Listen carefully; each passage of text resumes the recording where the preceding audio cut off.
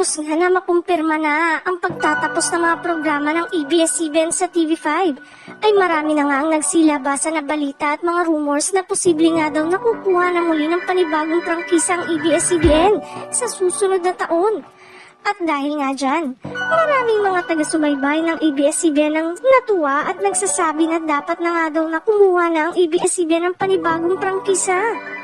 Hindi nga lingid sa kaalaman ng iba na noong March 2020 ay tinanggalan ng prangkisa ang ating ABS-CBN at hindi nakapagpatuloy ng magbigay ng serbisyo sa maraming Pilipino.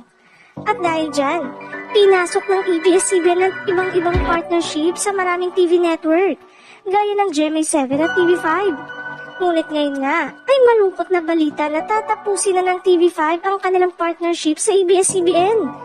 Tanging GMA7 na lang sila nakakapag-produce ng kanilang mga dekalidad na programa upang mas mapalawak ang audience share nito.